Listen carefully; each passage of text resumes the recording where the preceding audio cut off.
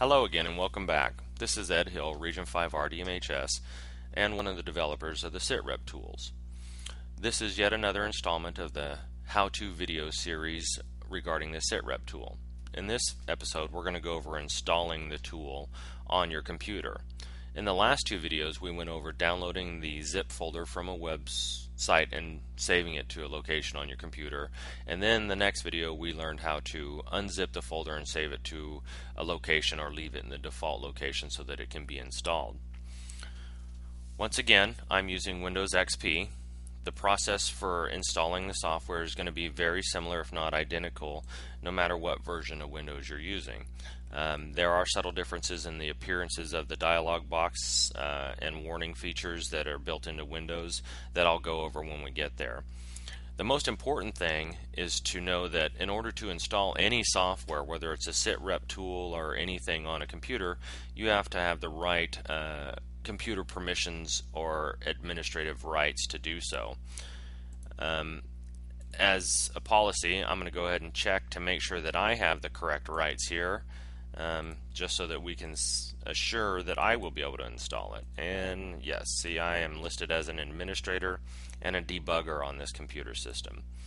If you do not have administrative rights, or when you go to install something, if it doesn't allow you to do so, chances are you don't have administrative rights, and you need to seek the help of your IT department. And maybe you can talk them into giving you rights to install softwares on your computer, or you can just have them install it on the system for you.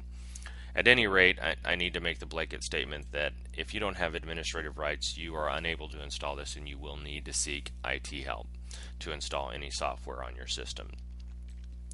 Okay, without further ado, we'll go ahead and jump into installing the SITREP tool.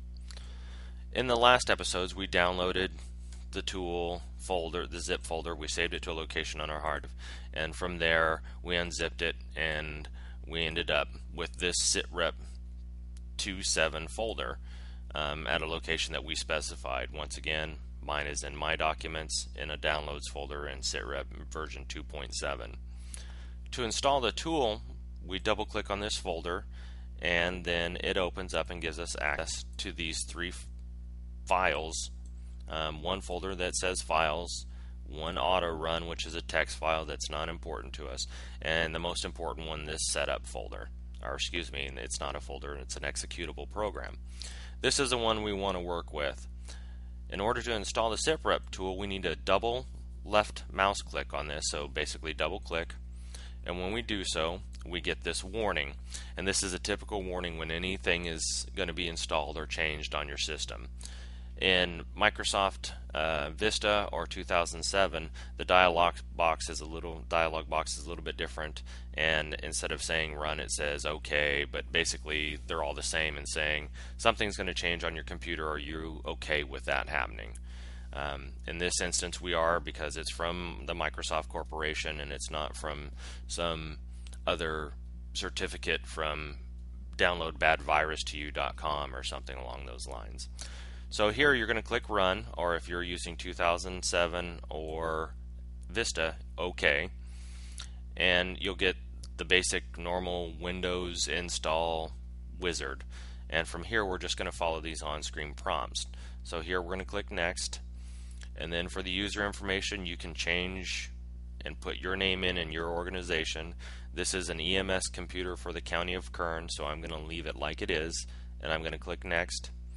And then here there is no custom install. It's just a out of the box Microsoft wizard dialog box, so there's no changes I can make to it. So we're just going to click Typical, and then we're going to click the Install button on the next window.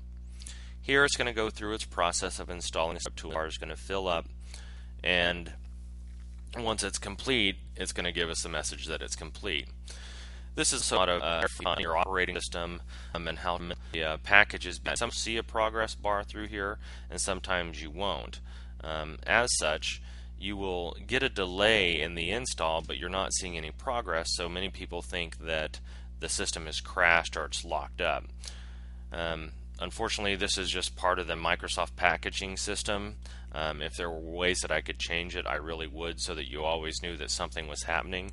But there is no guarantee that that progress bar is going to show up or not. It all depends on the computer performance, its capabilities, how much memory or RAM it has in there, and things along those lines.